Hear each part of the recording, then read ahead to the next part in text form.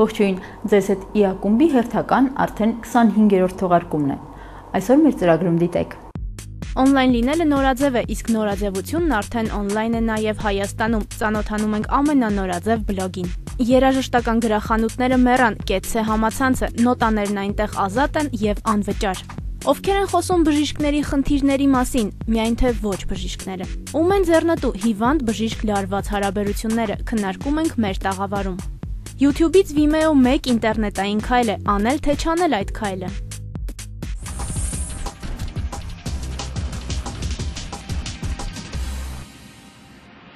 Մեդիամագնատ Ռուպերտ Մերդոկին պատկանող News Corporation-ին այժմ պատկանում է MySpace սոցիալական ցանցի բաժնետոմսերի միայն 5%-ը։ Բաժնետոմսերի գլխավոր փաթեթը նա վաճառել է, գրում է The Wall Street Journal-ը։ MySpace-ի գլխավոր տնօրեն Մայք Ջոնսն արդեն հայտարարել է իր պաշտոնից հեռանալու մասին եւ նշել է, որ իրեն այլ պաշտոնում մնալու առաջարկ է արվել։ Նա նաև իր աշխատակիցներին ծանոթում է ուղարկել ընկերության վաճառքի եւ սպասվող հաստիկային կրճատումների մասին տեղեկացնելով։ Գործարքի պայմաններից մեկն այն է, որ ընկերության աշխատանքային հաստիկները մոտ կիսով չափ պետք է կրճատվեն։ Պարբերականը նշում է նաև, որ Մերդոկը MySpace-ը 6 տարի առաջ գնել է $580 միլիոն, իսկ 2 տարի անց այն գնահատվել է $5 միլիարդ։ Սակայն Facebook-ի առաջընթացը զգալիորեն ազդել է MySpace-ի գնի վրա։ Նախորդ տարվա հունվարին այն գնահատվել է ընդամենը $1 միլիոն, հաղորդում է Երկիր AM-ը։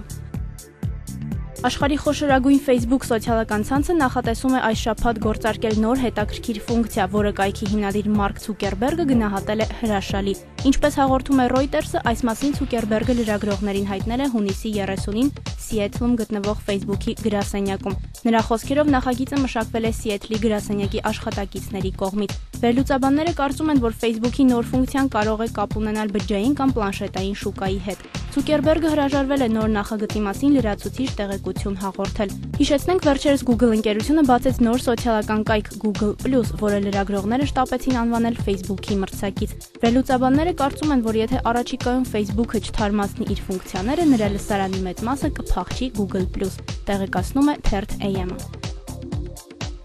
Հռոմի Պապ Բենեդիկտոս 16-ին այսուհետ կարելի է հետևել Twitter-ում։ Նա իր միկրոբլոգն է բացել եւ հունիսի 28-ի երեկոյան արել իր առաջին գրառումը, հայտարարելով Վատիկանի նոր պաշտոնական կայքի մասին։ Թանկագին ընկերներ, ես հենց նոր թողարկեցի News.va կայքը։ Թող փառաբանվի մեր Տեր Հիսուս Քրիստոսը, աղոթում եմ ձեզ համար եւ օրհնում բոլորիդ, Բենեդիկտոս 16-րդ, գրել է Հռոմի Պապը, տեղեկացնում է Երկիր AM-ը։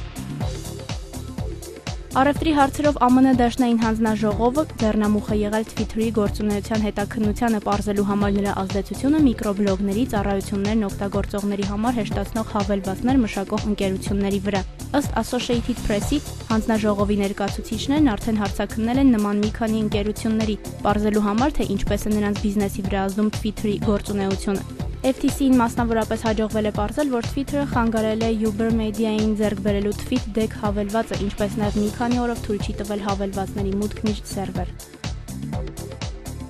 Google Chrome-ի մասնաբաժինը ինտերնետ բրաուզերների համաշխարհային շուկայում առաջին անգամ գերազանցել է 20%-ը։ Այդ մասին վկայում են StatCounter ընկերության տվյալները։ 2011 թվականի հունիսին Google-ի բրաուզերից օգտվում էին օգտվողների 20.7%-ը, 7 անգամ ավելի, քան 2 տարի առաջ։ StatCounter-ի տվյալներով Internet Explorer-ի բաժինը կազմել է 44%, իսկ Mozilla Firefox-ինը 28%։ Google Chrome նախագիծը գործարկվել է 2008 թվականի դեկտեմբերին։